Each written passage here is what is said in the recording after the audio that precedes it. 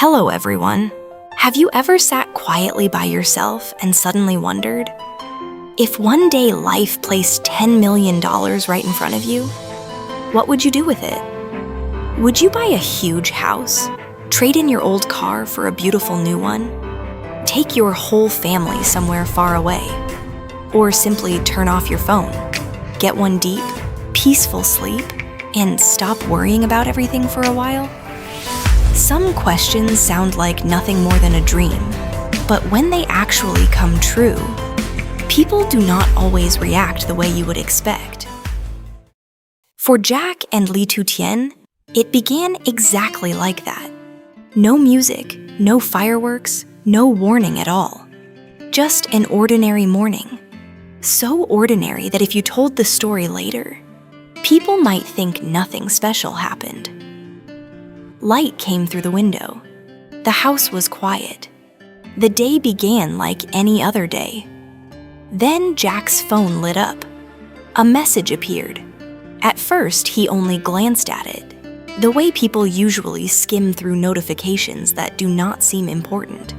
But a few seconds later, his eyes stopped, longer than usual.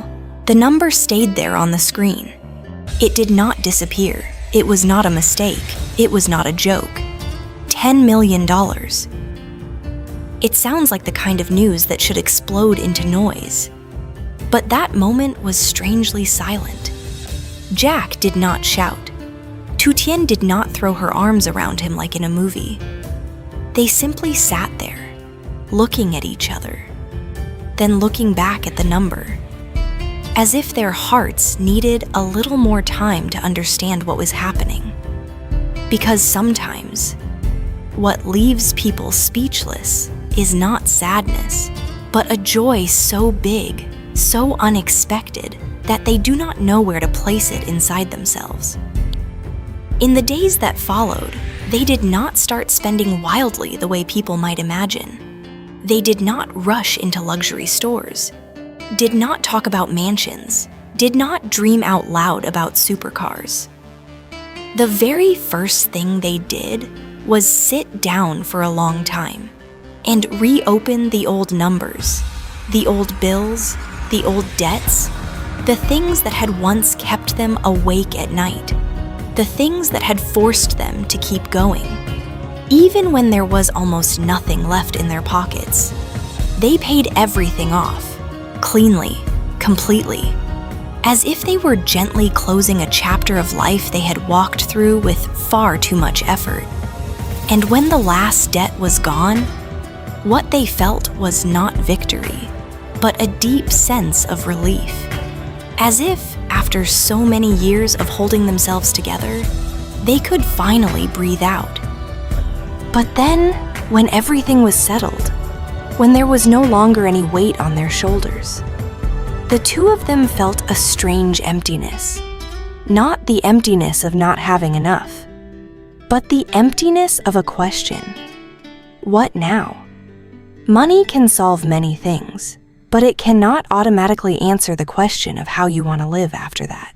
One evening, Jack looked out toward the porch for a very long time, then said something so softly that if the wind had been stronger, it might have carried the words away. He said, "What if we go see them?" Tu Tien turned to look at him. Jack smiled a little, but there was something very real in his eyes.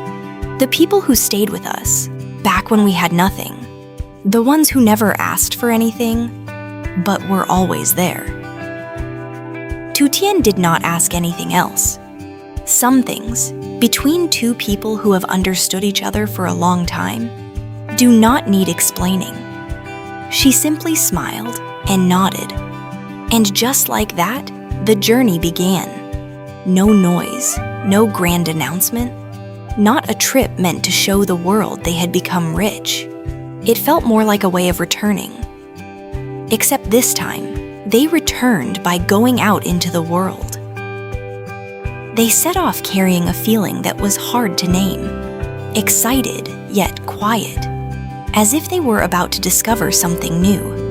And at the same time, as if they were about to reunite with old friends.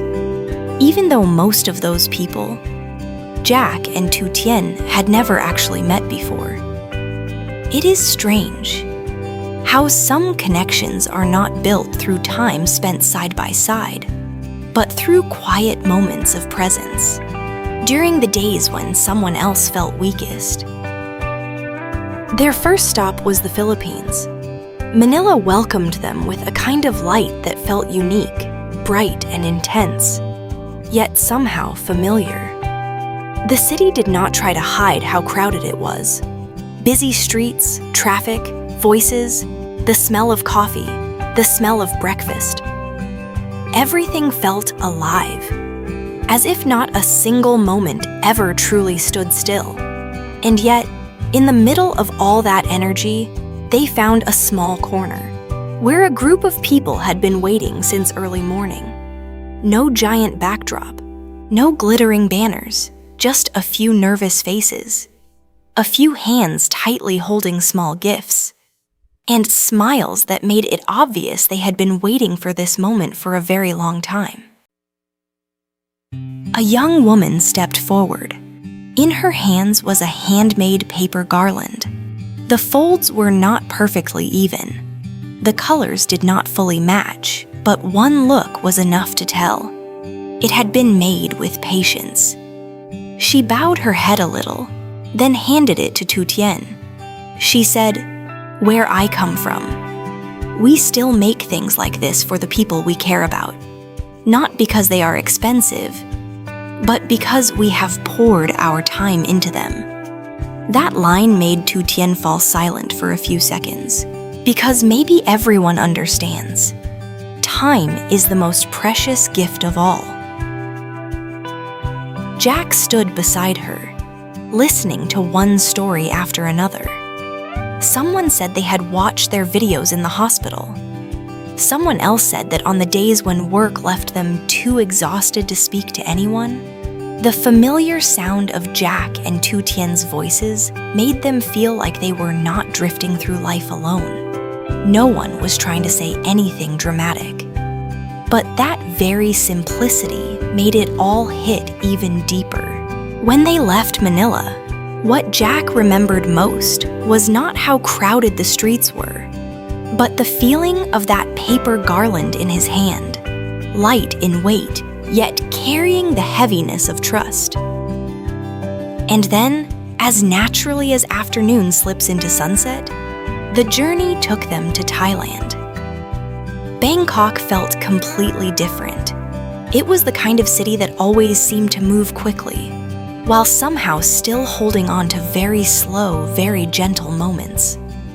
By the Chao Phraya River, the wind moved across the water, carrying the smell of evening, the passing boats, the soft murmur of people talking nearby. Jack and Tu Tien had only meant to sit there for a while and rest.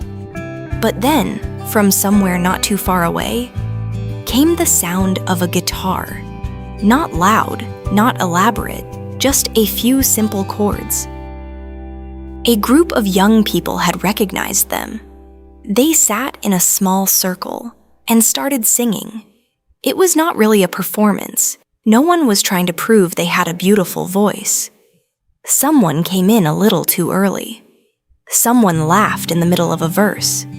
Someone forgot the words and looked to the others before continuing. But because it was imperfect, it became beautiful in a way that felt almost impossible to plan. Tu Tien leaned her head lightly against Jack's shoulder. She smiled and said this was probably the most sincere performance she had ever heard. Jack did not answer right away. He just looked at the shimmering water, then gently held her hand a little tighter. Because some places stay with you forever, not because of how beautiful they look, but because of how completely you belonged to the moment while you were there. After that came India, a place that seems to touch every sense at once. There, colors do not stand still. Sounds do not stand still. Even scents feel alive. The moment you step into the street, It feels as if you are walking straight into the powerful current of life itself. At first, Jack and Tu Tien were a little overwhelmed, but strangely, that very overwhelm made them feel more awake than ever. They walked through crowded markets, where fabrics, spices, street calls, laughter, and constant movement all blended into an energy that was difficult to explain. In the middle of the heat and the noise, a tea seller waved them over. He did not ask whether they were famous. He did not begin with a long, polite introduction. He simply gave them a huge smile and said, "If you have come this far, you have to try my tea."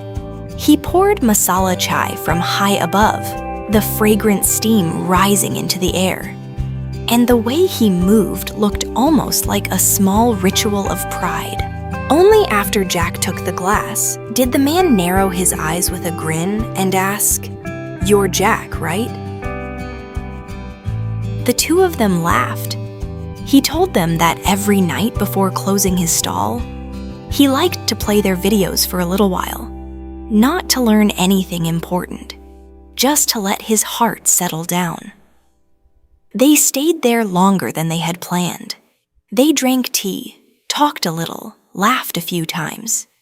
They did not take dozens of photos. They did not turn the meeting into an event.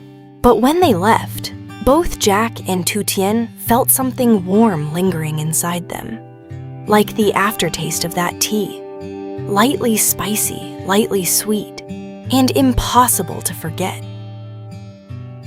Then the journey carried them to Indonesia. There was no need for the place to try hard. It already felt soft by nature.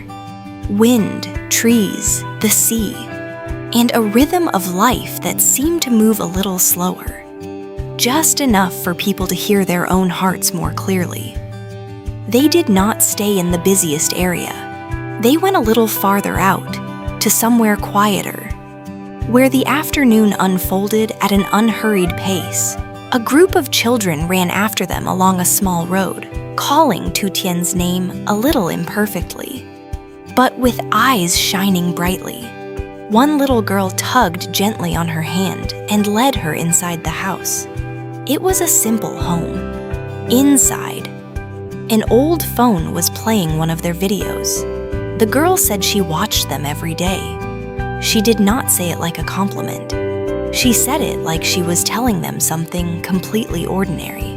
And somehow, that ordinary honesty made Tu Tien's nose sting with emotion. She sat down beside the girl, watching her own video. But this time, it felt entirely different.